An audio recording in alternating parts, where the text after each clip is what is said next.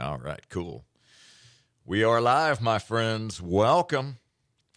We are about to go live with our radio show. All right, Tyler, you all set? Oh, I'm all good. All right, here we go. Mark, we all set on your end? All right. Hey, everybody, you're listening to Business Minds Coffee Chat, and I am your host, Jay Scherr, and I am super excited today. I have got a fantastic guest in the studio with me. My guest today is a husband to Nicole and the proud father of two with roots from Texas to Florida. He's originally from South Jersey, lived for 7 years in Texas, and moved to Flagler County in 2023. He studied at Wilmington University, and he also serves on the board of the Flagler Home Builders Association. When he's not working, you'll likely find him riding horses, shooting guns, fishing, and spending quality time with his family. Please welcome the owner of 1621 Building and Remodeling, Neftali DeJesus. Neftali, it is great to see you. Thank you so much for being here today. Thanks for having me. And I think I need you to introduce me for everything I do now. You know what? You just ask wherever you show up if you want me to be there as well, just to enter you, and then I'll leave. Sounds great. All right. So tell me real quick, as we were talking before we started to roll here, you mentioned that your two kids are 3 and 8. You want to give a quick shout out to them? Yeah, I get to give a shout out to little Jack and Zoe. They're my favorite people in the entire world, and if I want to stay a good dad, I got to give a shout out to the kiddos. I love that. Jack, and Zoe? Yep. All right. Well, Jack, and Zoe, I hope you're listening right now, and you too, Nicole. All right, so Neftali, let's dig right in. I thought a good starting point for us today would be for you to share maybe one, or let's say 2 or 3 words that you would use to describe yourself. Just 2 or 3 words. Simple, family man, which kind of takes up 2 words there, and country redneck. All right, country redneck. So you're not a city boy. No. Okay, definitely a country guy. All right, so simple, family man, country redneck. All right, I love that. So give me a sense of what you were like in your early years. So let's kind of roll back the time a bit here, and kind of using these 3 descriptive words, paint the picture for us of what life was like for you growing up. What kind of kid were you, and what did you enjoy doing, and what was family life like? Gotcha. Well, I have a great family.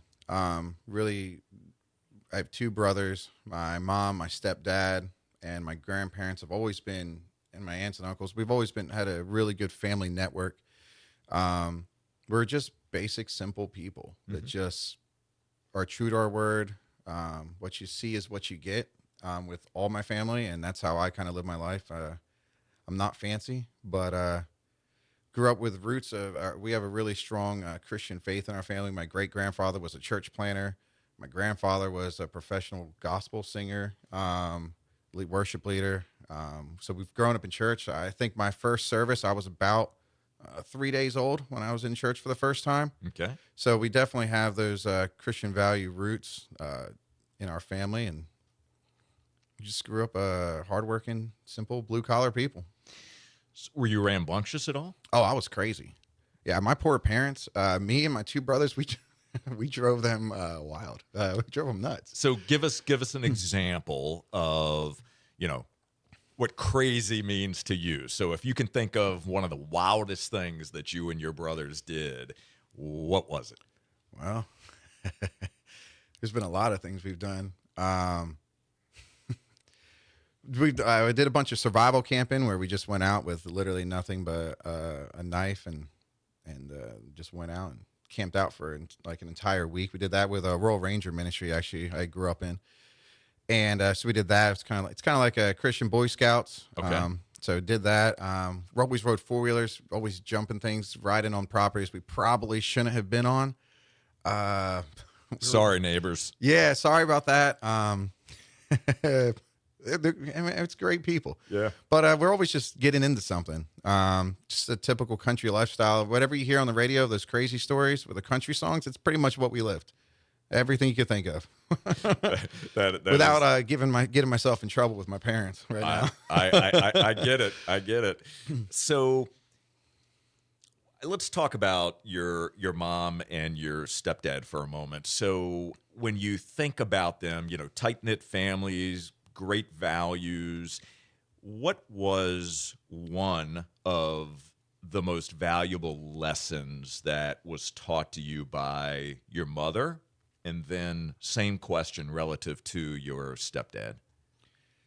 I think my mom is probably the strongest person I've ever known in my entire life. The stuff that she's gone through and stood strong through, like just resilience. And in that resilience, having a grace and a compassion. She never got hardened by life, but still found love and compassion and grace and all those things that she's gone through. And that really has applied to us. It's easy to get rigid with life and especially all the things that throw at you, but being able to be a quality, good person through that and still care for people even when they hurt you. I think that's what I've really learned from my mom. My stepdad, he came into my life when I was 2 years old. Okay. My mom was pregnant with my second brother. Okay. And so he's been my dad my whole life. That guy, he chose us. You know what I mean? He's a person that he chose a 2-year-old crazy kid. I mean, I was bad. Man, I just needed a whooping. Like, it was just bad. I was such a bad little kid. And he chose us even though he didn't have to. Mm-hmm. And he chose my brother before he was even born. And that's someone who will go out of their comfort zone and out of what they have to do and still choose people despite the trouble with that. I mean, there's no one better than that. Yeah, that's huge. Have you heard stories at all about your actual birth father? Yeah. Okay. He and did he play a role at all in your life? Man, you opened up a can of worms. I didn't even think about this one. But my biological dad is a pretty bad person. Mm-hmm. We had visitation up till I think it got cut off when I was around 12 years old. He was extremely abusive. Okay. Just a really, really, just not a good guy, and just made a lot of bad life choices that's hurt a lot of people. Mm-hmm. And yeah, so we had learned what not to do with him being my dad. Well, sometimes those are the most valuable lessons that we can have, right? Yeah. We have to know the things to do, the things we want to emulate, and the type of person we want to become. And often we also move away from the type of person that we don't want to become. Exactly. Right? So just staying on that for a moment, knowing that you have a strong faith, mm-hmm. Do you have forgiveness in your heart? Oh, absolutely. For your father? Yeah, I've had to. Mm-hmm. Because here's the deal. Forgiveness this isn't necessarily for the other person in a lot of cases. Forgiveness is for yourself. You got to you can't hold on to these different situations in life and just bottle it up because it's just going to affect you in a negative way. Most of the times what other people do that they need forgiveness for doesn't even affect them. They don't even notice they're doing it or even care. But when you have forgiveness and just release those things, it makes you a better person for yourself and for the people around you. If you let go of those burdens and those struggles, it makes me a better dad. It makes me a better husband. It makes me a better business owner, a community partner, whatever it may be. Forgiveness is really a key to almost everything in order to make life move smoothly in a successful way where you can truly impact people. That is so well said. So well said. So with that and knowing that that's how you feel, and I share a very similar belief when it comes to forgiveness as well, for all the reasons that you just articulated, who in your life has been the most difficult person to forgive? So any particular person or situation throughout your life up to this point, is there anyone in particular that has been especially difficult to forgive? I think my biological dad was the hardest person to forgive because Okay. once I've traveled that, forgiveness has become a lot easier in other situations. It kind of gives you a true perspective on what's really worth bottling up and what's not. Okay. All right. Interesting. So if you were to write your autobiography, what do you think a good title for that book would be? I know I'm putting you on the spot here, but just kind of think through who you are, the life you've experienced up to this point. What do you think a good title for that book would be? Overcoming in humility. Overcoming and humility. Maybe overcoming in humility. In humility. Yeah. Ooh, I like that. Okay. All right, that's a good one. I'm going to hold on to that All because right. as you're writing that, right, there's a story to be told there, and I believe that everyone's story matters.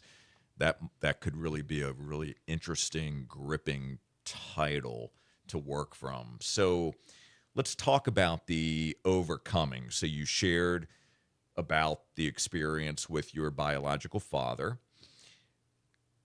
Take us on a bit of a journey on another life challenge that you've experienced that you have had to overcome in humility. Well, can I give a little background on this? Please. So I was a police officer. I was a investigator for police department. I was also a lead pastor of a church at the same time.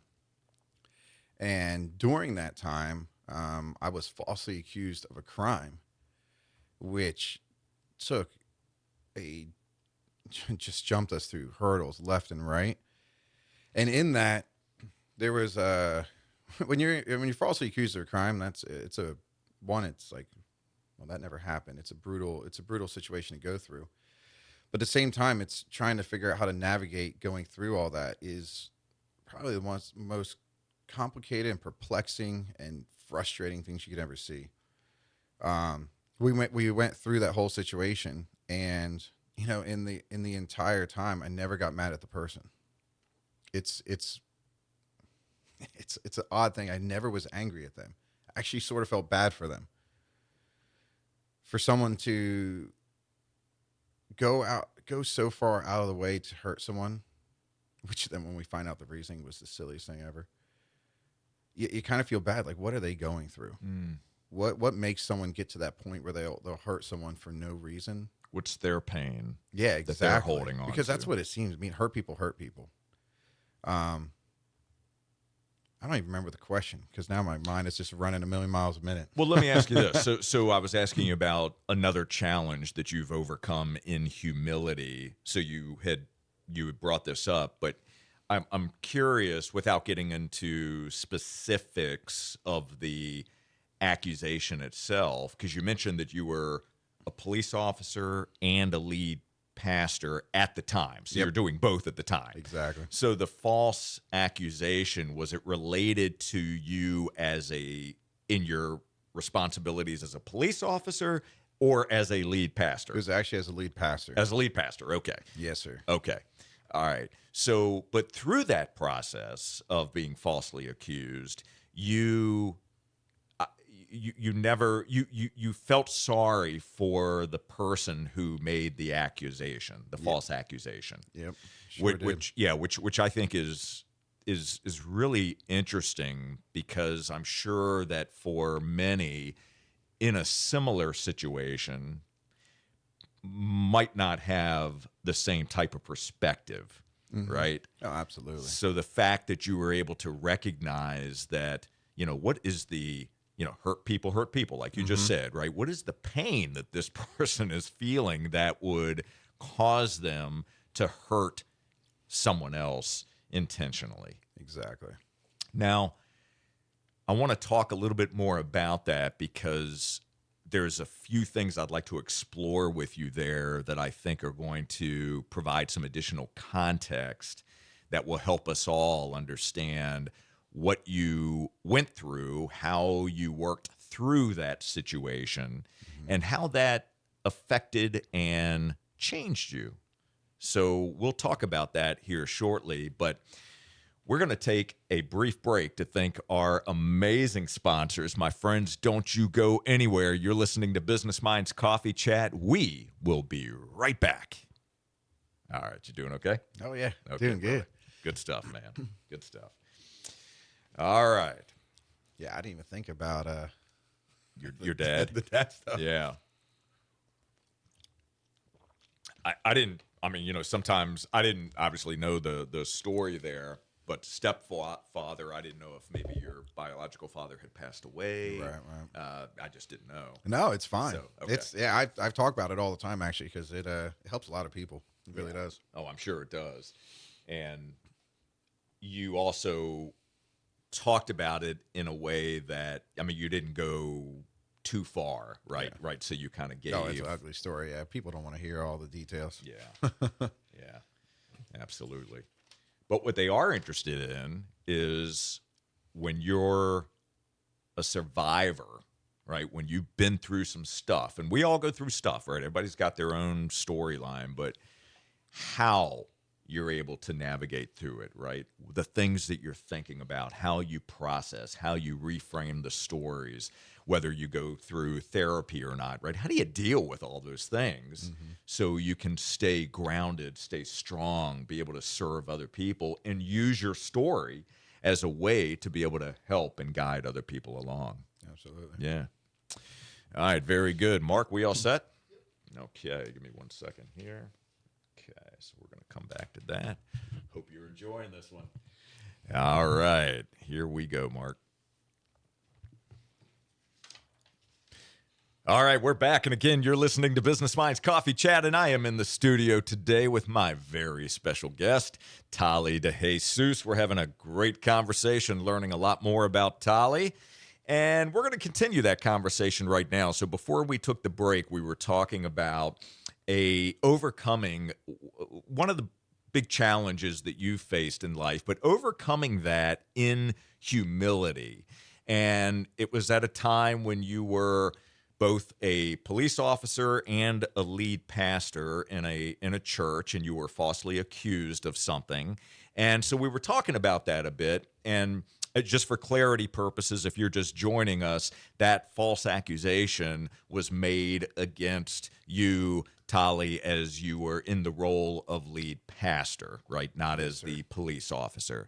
So what I wanted to find out from you and just explore this a little more deeply is, knowing that you had the perspective that this person who made the acquisition clearly was in some sort of pain, right? How did you work through that in terms of dealing with that type of adversity, that type of false accusation, when you know the truth, right? And you're being accused of something? Just kind of walk us through what the experience was like and how you were processing that, and who were you surrounding yourself with that was also helping you in working through it? And then what did you learn about yourself through that whole entire process? Well, I think with anytime you're faced with such a pivotal paradigm shift in your entire world, it's a whole mindset shift, a whole perspective shift that happens. I think you go through the stages of grief, almost like you do when someone passes away. You have there's so many different stages, but you go through this idea of disbelief, like, no, this isn't happening to me. And then you go through this weird depression stage, and then an anger stage, and then a sadness stage. And then I think you go through all these different various things, just like you would when someone passes away almost. And what I really found, I am so blessed to have amazing people in my life, whether it be people that I went to church with or family, or especially my wife. My wife is, so we've been friends. Me and my wife grew up together. So we've been friends since we were 7, 8 years old. Right? We knew each other when she moved here from Australia. We grew up together. We started dating when we were 13 and 14, like high school sweethearts. Got married when we were, she was 19. I was just turned 21. So we've been together a long time. And she has just been my strength in everything. She's an amazing person, extremely intelligent, extremely kind, and extremely direct. She'll tell you what she thinks. She's just the best. Love people like that, by the way. Yeah, absolutely. But also, there were several people that came into my life in a very powerful and effective way during this time, and really helped talk me off the edge many times. And one of them, especially with this, is my very good friend of mine, became a life mentor. His name is Bill Lattimore. He's a former chief of police for the department that actually handled the whole nonsense. An amazing, intelligent person. He was chief of police in 2 different parts. Humble guy, very smart guy, extremely revered by the community. And he walked through. He was really my number one go-to person through the whole process. He walked me through every single step. And if it was 2:00 in the morning, I needed to talk, I could call him up, and he always. If I called him right now, he will answer the phone. And he's just that. He's such a special person, such a kind person. And something he taught me during this whole time, which I can tell you what he taught me, and I'll say it briefly. But unless you live it out, you really don't understand it. But everything in life is and but. There's always another perspective. This might be the situation, and there's this, but there's also this. There's always multiple perspectives. So whatever you're seeing, if you take a moment to pause and think and but in the situation, what is also there? What are the outlying circumstances? How can you adapt? What do you not see currently that you need to reevaluate? Maybe you need to go and pray about it for a little bit and just kind of get into your quiet place and recalibrate your mindset. But there's always another perspective. There's always another angle. There's always another thing that you can't see that's around the corner right now. So when you take life in steps like that and observe the totality of the circumstances, you'll really be able to effectively see what's truly in front of you, the proper ways to respond, and really the next steps that you need to take. That's really he taught me that, and it has transformed my life. Everything is and but. There's no certainty. There is no such thing as certainty. I might have a measuring tape, and this measuring tape says 1 inch, but the next one might be a 32nd of an inch off. Even the measure tape's not 100%. So everything in life, just take it from perspective and but, and it'll just transform your mindset for everything. That's a very powerful lesson to learn, and I think that's a great takeaway for all of us to realize that there's always a different perspective. There's a way that we can all pull the lens back a bit and ask ourselves different questions, because the quality of our questions determines the quality of our life. Exactly. And I go into situations today, and I'm so glad that you brought this up, because it's a good reminder to me when I'm in a situation that it could be an uncomfortable situation, a conversation that needs to be had, you name it. I'm asking not only myself but others, what am I missing here? Mm-hmm. What is the piece of information that I need to know that I'm not aware of today at this moment? Because we all make assumptions, and often we go off of our assumptions to make decisions, and our assumptions can be heavily clouded and can certainly be tied to biases and storylines that we're telling ourselves, all kinds of interesting things. So I thank you for sharing that, because I think that's definitely one that I'll take away. But thank you, Bill Lattimore. Exactly. That's good. That's very good.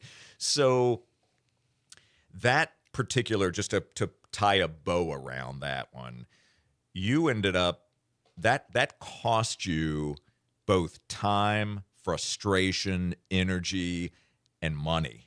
Oh yeah. Right? You were very intentional because you knew that this was not true, but you made a point to clear your name. That was very important to you. Oh, absolutely. You know, it's easy. I mean, it's I'm a law enforcement guy. I mean, my family, like my uncle was a police officer for the state, so I love law enforcement. I love prosecutors. I love our legal system. I also know that there's tons of faults in it, and it's easy. I mean, I could have taken a plea deal and be like, oh, I'm done, and it would have been an easy thing. It's hard to fight through the battle to prove your innocence. It's easy to take the easy way out, but fighting through, I mean, it cost me $137,000 just to prove my innocence. Wow.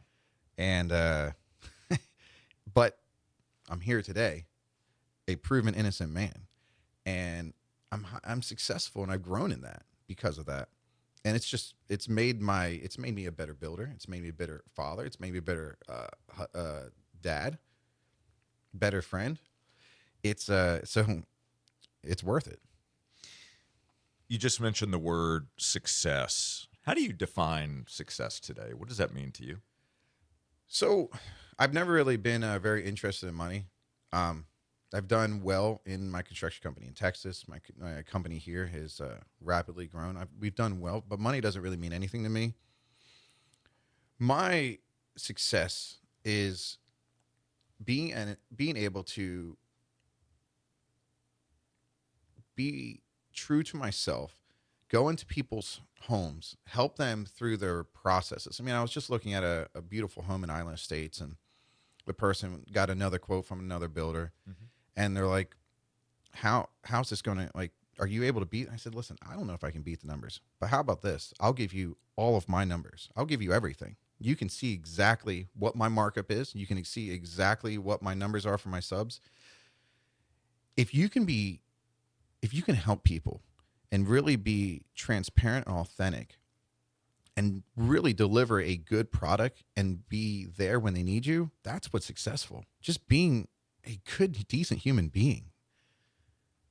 I mean, I could be a builder and do $20 million a year and take a lot of people's money, and then they're stuck carrying the bag. Or I can just take care of people the right way and really show them that people do care, and there are good builders out there. There are builders that truly care about their clients and want them to succeed and be happy, because they're the ones who got to live with this. Once I'm done a house, I'm out. You're the one who sees that kitchen every day. That's right. That is so true. So I would love it if you would give all of us, including me, a challenge.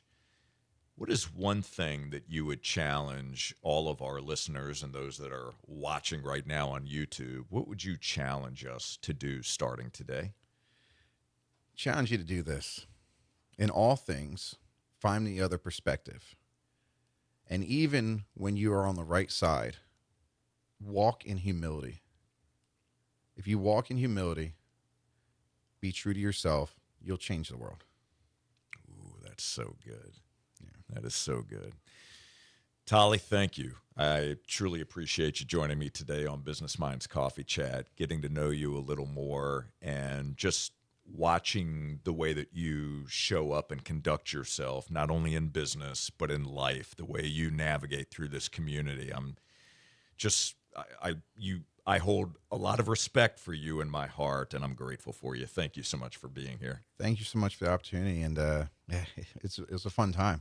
I'm so glad to hear that. And for all of you, thank you so very much for tuning into Business Minds Coffee Chat. We will be back again next Saturday morning at 8:30. And until then, my friends, keep learning, keep growing, and keep doing the work to reach your potential. Take care, everybody.